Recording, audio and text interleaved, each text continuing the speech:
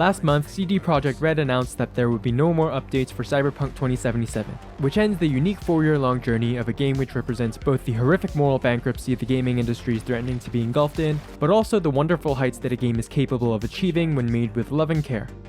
But I'm neither properly equipped nor diligent enough to give well-rounded journalistic insight on the topic. But I can talk about my perspective. I am what Reddit would call a patient gamer, which means I mostly buy games years after they come out. Sure, I might miss out on a few skins, but if I had that kind of craving, I'd stick to pay-to-win MMOs. And I get most big popular games in the form of that shining light of hope twinkling in the horizon of the patient gaming experience, the Ultimate Edition, or Game of the Year Edition if it has one of those. Everything the studio made. Main game, plus however many DLCs, plus every single bug patch, item upgrade, rebalance, and dozens of other fixes, all in one purchase that's either the same price, if not cheaper, than the original bug-ridden manic clusterfuck of a game. And nothing has given me vindication for buying this version more than that glorious tower on a hill once buried beneath 600 feet of shit, Cyberpunk 2077. TLDR, I absolutely love this game.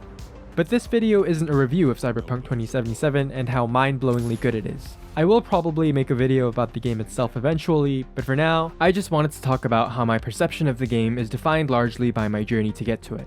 First, a little backstory. It all starts with another industry-defining magnum opus of modern gaming prestige, The Witcher 3: Wild Hunt. Back in 2017, after a long hiatus off from gaming, I got a PS4 and one of the first games I got was The Witcher 3. And this game is absolutely amazing. Great story, fantasy world, RPG customizableness, beautiful graphics, freedom of choice, all that stuff is my jam.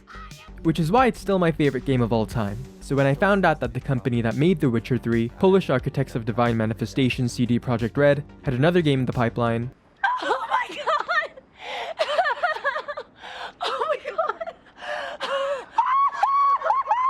suffice to say, the hype was real. And the closer it got to release day with every new trailer, announcement, You're breathtaking! behind the scenes tidbit, and social media trend, the hype only got hyper.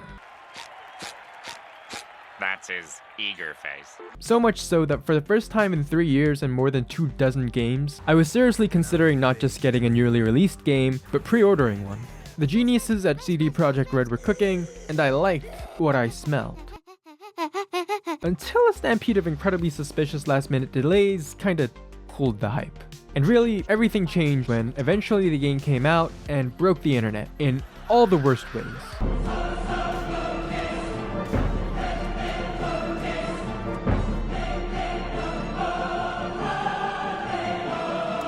Turns out Cyberpunk did an oopsie. Maybe not the worst oopsie in gaming history, but definitely one of the most widely felt and shocking oopsies in modern gaming. Heightened by the fact that with The Witcher, cdprojektred's reputation had been shot up to the unattainable heights of the stratosphere. But even if it was unfair to put them on this pedestal, this was bad. Especially because of the absolutely eminent beacon of an announcement at the end of the first trailer that supercharged my faith in the game industry like a donkey on pixie dust. Coming when it's ready.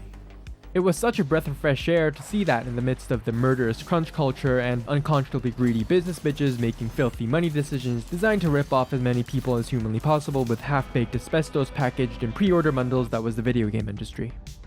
Too bad it turned out to be a lie.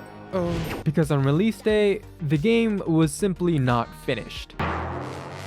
And yet, it seems like the business side of the company, like a baby bird walking off a cliff, made the incredibly obviously terrible and avoidable decision to force the release of this unfinished heap of T-posing bug infestation of code barely held together by Witcher oil and Keanu Reeves' actual soul. They sold people an unfinished product, like ordering a burger and getting a bunch of seeds and a baby cow. So naturally, a furious and perplexed internet hurricane swept across every corner of the industry. It all got so bad that, to salvage their meteoric reputation drop, cdprojektred did the unthinkable. They accepted that they messed up, and actually gave people their money back. Which may seem like the bare minimum in a fair world, but this isn't a fair world. So this basic act of decency coming from a company as big as cdprojektred actually feels sincere. At least to me. So I didn't buy the game on release. And literal years passed. And despite everything, I still had hope. Once a month, I'd make a point to Google the question, have they fixed Cyberpunk? And the answer for a long time was no. But progress was made. It went from absolutely fucking not, to better but not good, to there's a major update that makes it playable but still janky, to hey, there's a new Cyberpunk anime out that's apparently really good, to more minor updates. And after a few rounds of that cycle, they finally announced a major DLC expansion in Phantom Liberty, and an Ultimate Edition. Oh my god! Okay, it's happening! Everybody stay calm! What's the procedure, everyone? Stay calm! And finally I got it. Cyberpunk 2077, the Ultimate Edition. The main game, plus the major DLC Phantom Liberty, and most importantly, no bugs. Okay, a few tiny baby bugs, but no more than any other game. And at that point, they're just fun one-time events that happen once every 20 hours, not game-breaking, stroke-inducing Morningstar hits to the brain. And bottom line, it's one of my favorite games of all time. Not as much as The Witcher, but that's just a preference thing. I like fantasy in third person more than shooty first person. In terms of the finished product, cdprojektred delivered the same staggering quality as The Witcher 3. The story is thought-provoking and heartfelt. Every character feels alive, and the world is detailed and beautiful. So much so that sometimes I just like driving around looking at things. And importantly, I feel that the customization really lets me be the V that I want to be. But again, this video isn't about the game itself.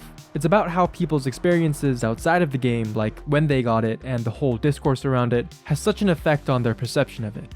A lot of people played it when it came out, and the experience burned them so much that even now they don't want to touch it with a 10-foot katana, which is understandable.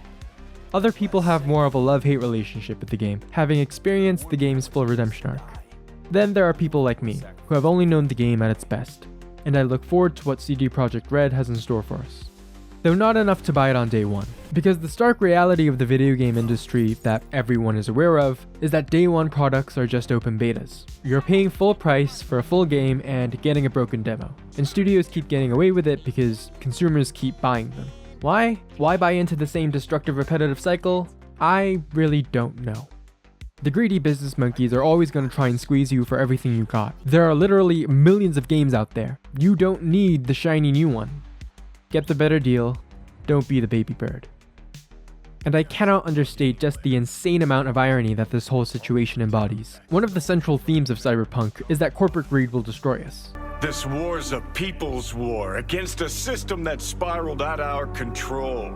And corporate greed nearly destroyed both the game and the company that tells you that corporate greed ruins everything. It's so unbelievably ironic that it might be proof that we're living in a simulation, or that cdprojektred's marketing team is playing PR blackjack with a project that has too much money and hours of talent grinded into it to be a rational risk. Maybe it's an insanely ballsy 10-year-long, multi-billion-dollar anti-capitalist gambit to convince people to really click in with the game's theme. Okay, maybe that last one's a bit too optimistic, but it did help the game click with me. I get it. Because we definitely do need to stop the infinite cosmos of corporate greed that will consume our civilization as every minute facet of our lives is reduced to assets to be monetized, until our barely sentient husks are thrown aside to be shredded down to make more capital, or, as the game put it best,